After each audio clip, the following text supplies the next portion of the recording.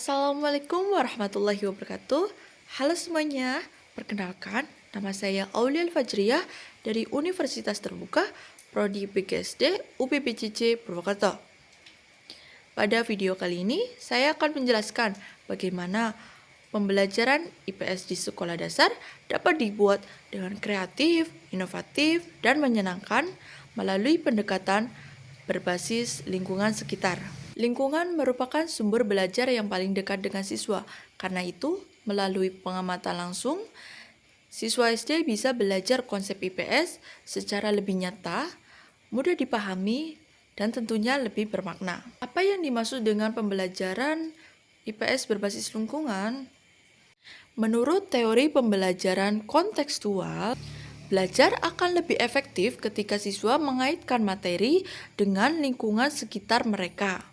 Pemanfaatan lingkungan sebagai sumber belajar membantu siswa memahami konsep ruang, waktu, masyarakat, dan interaksi sosial yang lebih nyata.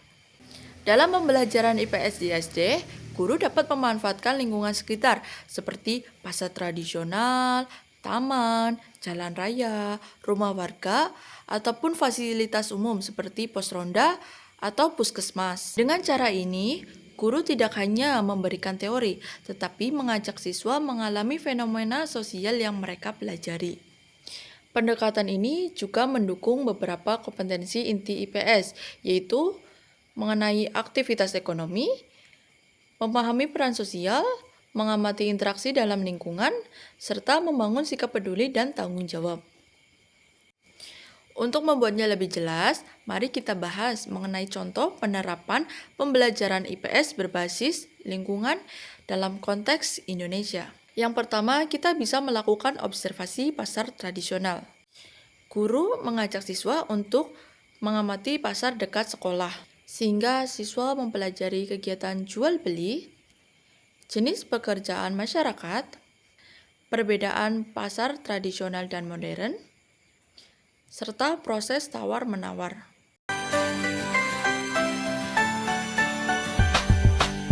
Yang ini kangkung satu. Satunya berapa, Pak? Satunya 2.000. Pak, satu. Aja. Saya. Terima kasih. Kegiatan kedua, mengamati lalu lintas di depan sekolah.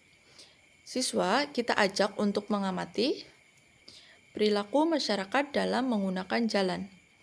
Pentingnya tertib lalu lintas, pekerjaan polisi lalu lintas, serta konsep kerjasama dan ketertiban sosial.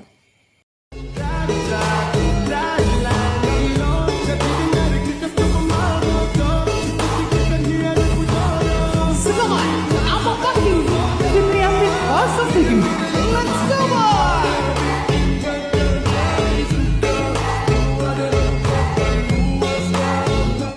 Kegiatan ketiga, pengelolaan sampah di lingkungan sekolah.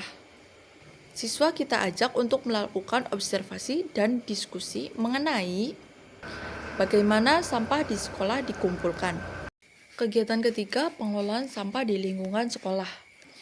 Siswa kita ajak untuk melakukan observasi dan diskusi mengenai bagaimana sampah di sekolah dikumpulkan, dampaknya jika tidak dikelola, serta nilai gotong royong dalam menjaga kebersihan.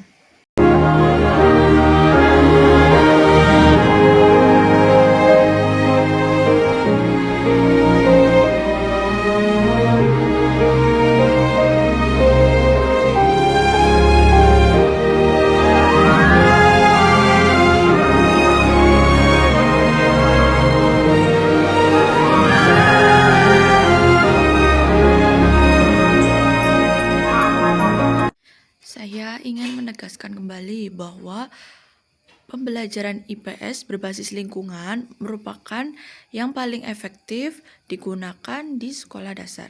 Pendekatan ini sejalan dengan teori kontekstual yang menekankan pentingnya menghubungkan materi dengan pengalaman siswa. Dengan demikian, proses belajar akan lebih bermakna, lebih menarik, dan mudah dipahami. Selain meningkatkan pemahaman konsep, Pembelajaran berbasis lingkungan juga membentuk karakter siswa. Mereka belajar nilai-nilai kedisiplinan, tanggung jawab, kepedulian terhadap lingkungan, serta gotong royong sebagai bagian dari kehidupan sosial. Dari penjelasan tadi, dapat kita simpulkan bahwa pembelajaran IPS berbasis lingkungan adalah cara efektif untuk membuat pembelajaran lebih menarik, kontekstual, dan bermakna bagi siswa di SD.